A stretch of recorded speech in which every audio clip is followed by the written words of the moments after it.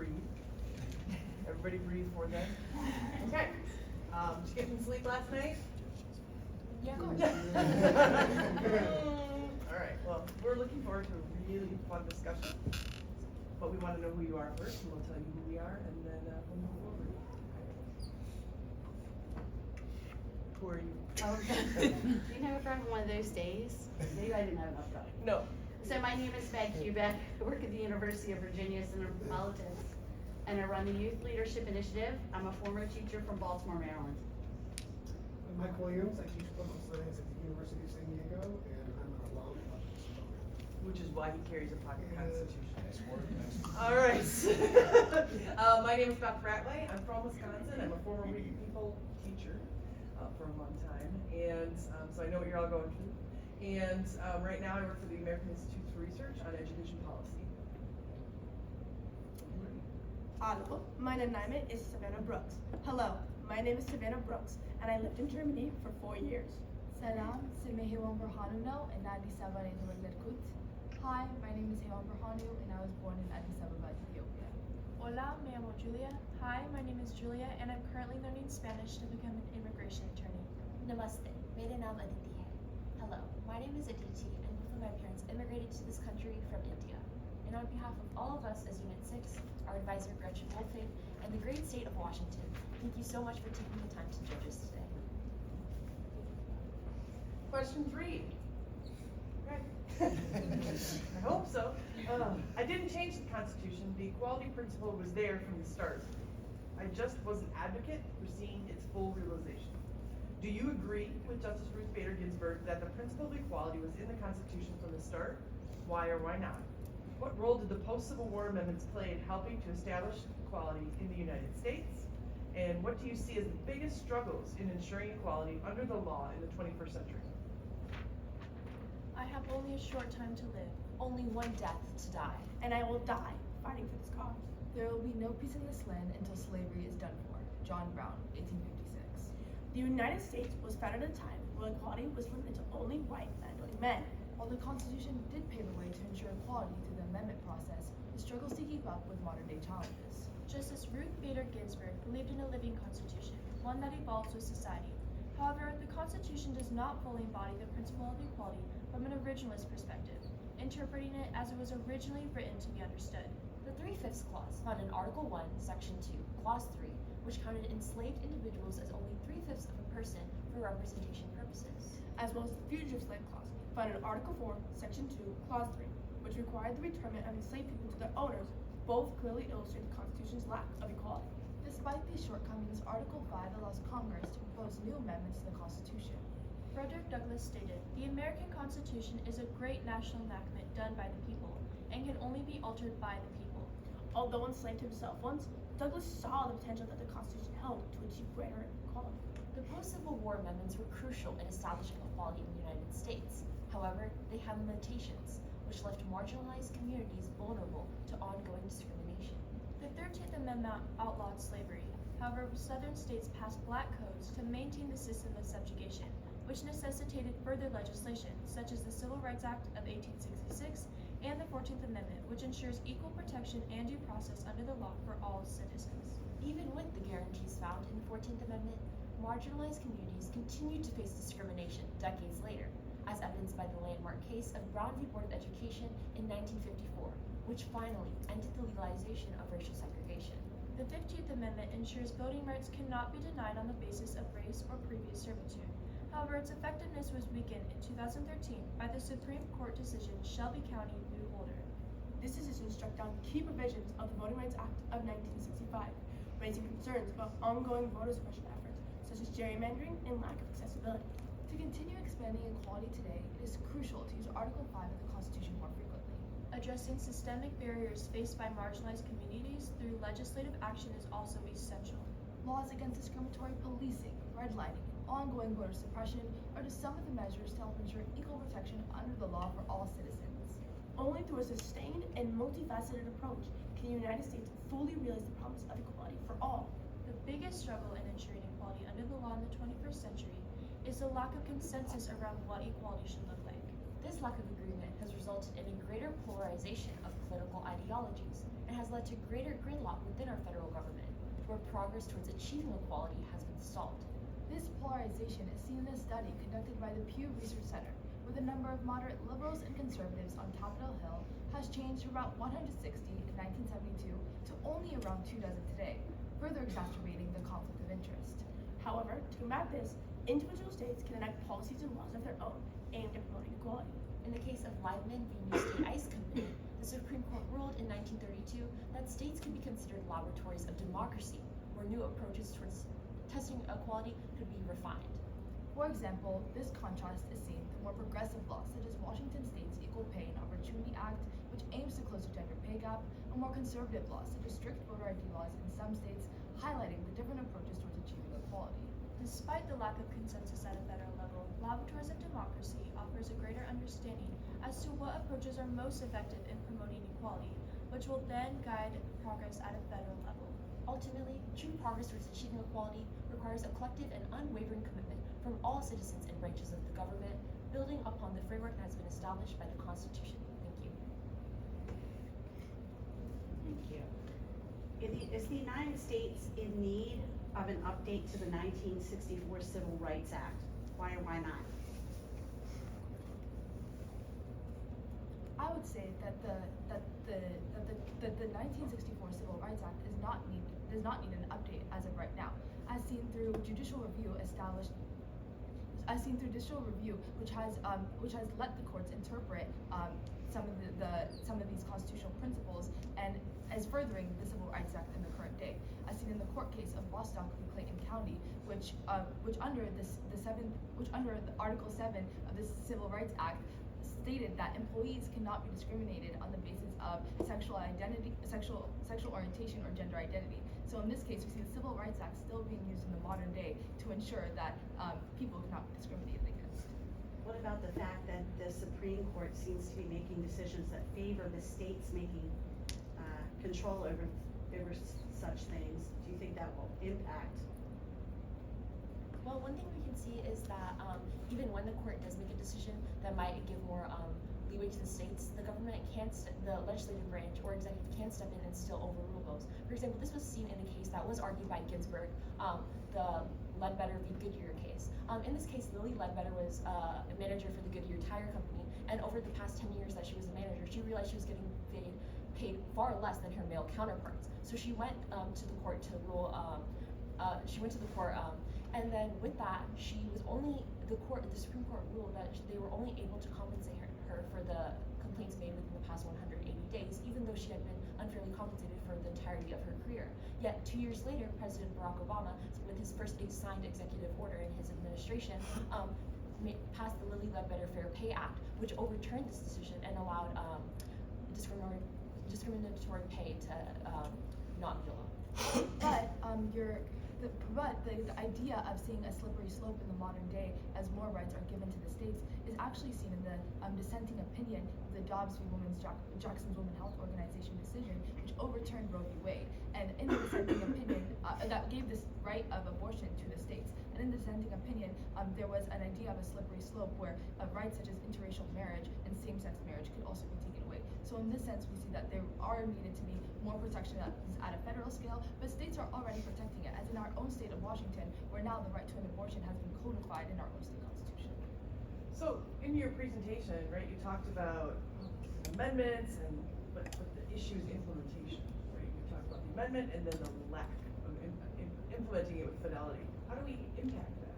If that's where the rubber hits the road, per se, how do we impact implementation and ensure that it is implemented with fidelity in terms of any of these legislations or amendments? We saw following many of these post-Civil War amendments that enforcement acts were enforced, where the Congress was able to come in and regulate what the states were doing to make sure that the promises of these amendments were fulfilled. For example, the Section 5 of 14th Amendment gives Congress the right to regulate states and make sure that they are not inhibiting the liberties that are offered in the 14th Amendment to African Americans specifically. Furthermore, the executive branch plays a huge role in this, as seen seen following the decision of the Brown v. Board of Education, President Eisenhower, under Executive Order 10730, deployed the National Guard in Little Rock, Arkansas, to make sure that students were still not being discriminated against in some of these southern states. So in this sense, the federal government, the executive branch in the federal government also plays a role in enforcing some of these constitutional principles. How, Go ahead. we do look back to Shelby County v. Holder, however, and this case is concerning when it comes to enforcement, as they took away the courts took away the Congress's ability to regulate states that have a history of voting discrimination. So this limits their ability, Congress's ability to enforce these amendments and similar legislation. Okay, good. Let's talk about this more. Tell me about your understanding of the post-Civil War amendments. What was the process of which they got passed? So the 13th Amendment followed the Emancipation Proclamation, so it was just an expansion on that, codifying and making sure that slavery was outlawed in all circumstances, not just in the Did army. the southern states have a vote? What about the 14th Amendment? What was the role of the southern states in that process? Well, after post-Civil War, the federal government had many of the powers delegated to the federal government, as seen through the Reconstruction era, where states where it took states a while to incorporate some of the things that the federal government was doing under the Due Process Clause of the 14th Amendment. So in this sense, the federal government, under the the executive branch under the Take Care Clause under Article 2, Section 3, was able to pass many of these executive orders and amendments. So in this sense. Good. Here's what I'm getting at. I mean, it was a military occupation. Like this, they were forced to pass the 14th Amendment. When we talk about enforcement, like the voting rights, we're talking about the federal government forcing. You mentioned Little Rock. So I just want to hear more about that. What's the role of coercion? Like, if we believe in equality, do we coerce states and people to live up to it, or do we not? Well, oftentimes one issue that we can see is that when we look at especially social equality, it takes a lot to change one's mindset of what equality really means. We can see that when the Constitution was first written, although, for example, with the Three-Fifths Clause and Fugitive Slave Clause, that was overall a compromise between the northern and southern states, it did showcase how over half of our nation did have a skewed mindset of racism and how people should be treated. And then as we progress now more towards the present day, issues such as LGBTQ rights and same-sex marriage, as well as transgender rights, are more so on the forefront and are often the most divisive issues when we look at equality. It is justified, especially following the Civil War, that the 13th Amendment was enforced because Southern states were passing these black codes, which reestablished this unpaid labor and this trap that trapped African Americans for ages. And so coercion was needed to ensure that progress was being made. Such as the Voting Rights Act, which finally ended poll taxes, grandfather clauses, and things of this sort. So it was really the key role of the federal government to step in and make sure that these southern states were not continuing this discrimination. And I do believe that further coercion is needed, as we can see states such as Florida passing acts that limit the trans community's ability to play into sports, or things such as the Don't Say Gay bill, in order to prove to the federal government that they are going to push back off their laws. And so I do believe that the federal government does need to provide the basis of equality and does need to coerce states into following what they deem is necessary. And to make sure, my colleague was referring to House Bill 734, which limits transgender students from participating in sports teams. So America is still segregated. So how would you suggest we go about trying to get more people who are diverse to living together, and not just diverse culturally or racially, but ideologically? How can we bring the country together so that we have this promise of equality?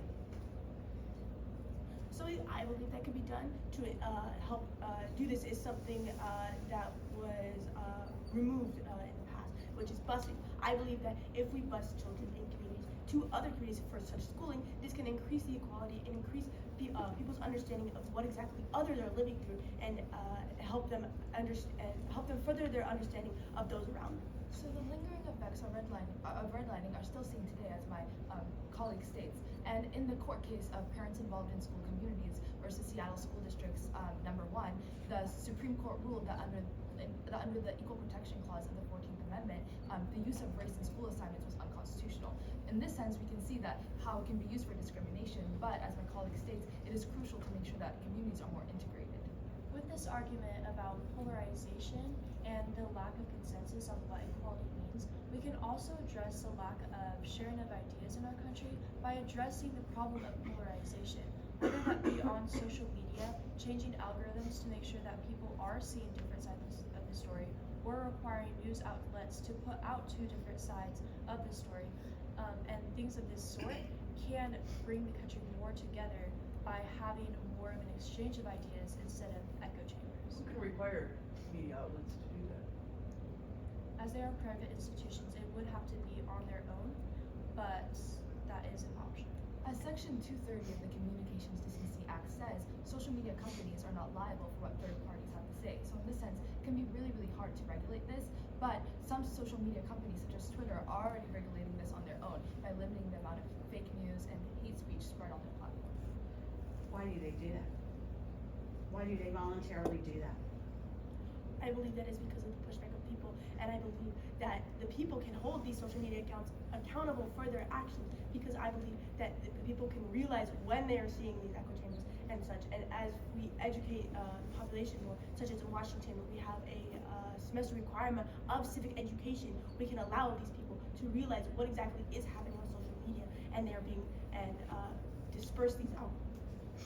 Would you be in favor of rewriting the 14th Amendment where private discrimination of companies right now, it doesn't meet there? Would you be in favor of rewriting it so it does get to that kind of behavior? I wouldn't be in favor of rewriting, but an additional legislation or a return to allowing Congress the ability to regulate private institutions. This was in the case US v. Morrison, which said that the Congress does not have the ability to regulate private institutions. So if that case was overruled, then we could potentially begin regulating. I think we're at that. 2 seconds. Well, That's it. all right.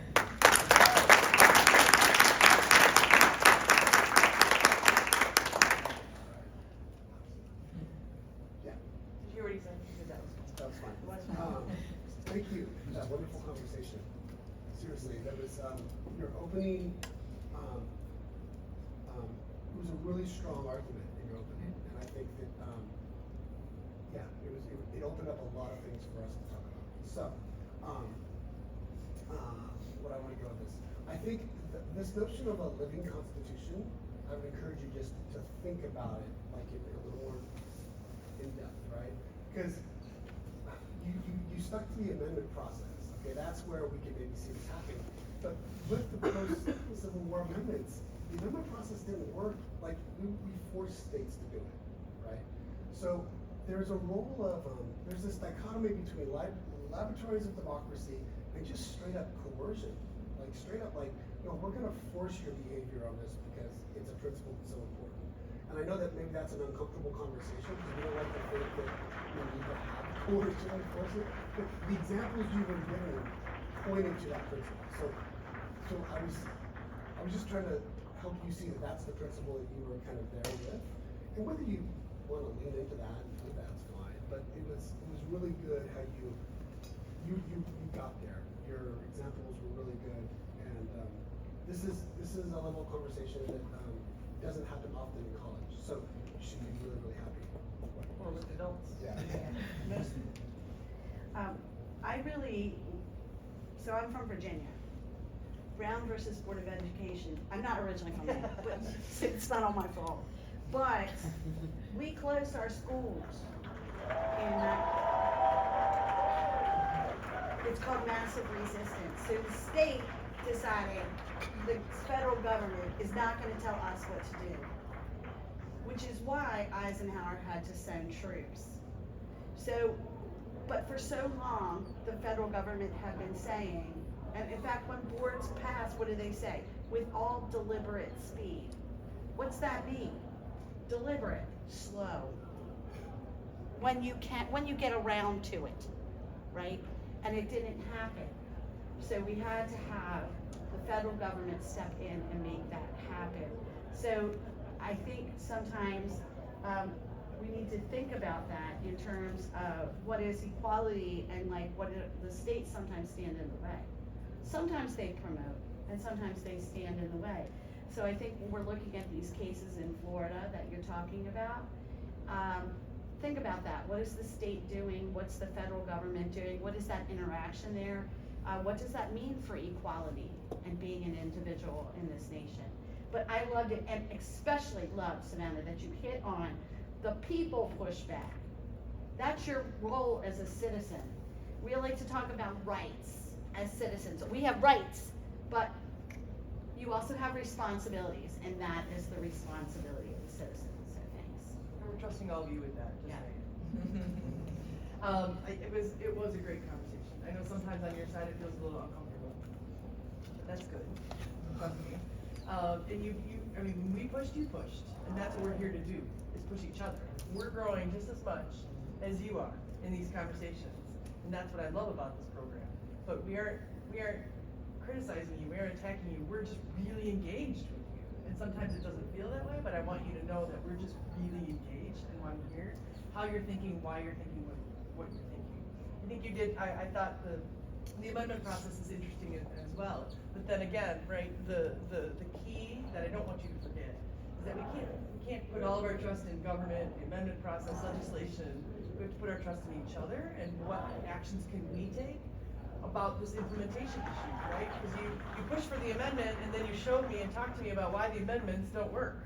And it's all about implementation, and implementation doesn't only reside with the executive, legislative branch or judicial branch, right? It resides with us, and advocacy and really standing up for the concept and principle of equality. And I am sure you all will do that, and I'm thankful you're all going to do that. But I really enjoyed the conversation, and thank you for this. Congratulations. Thank you.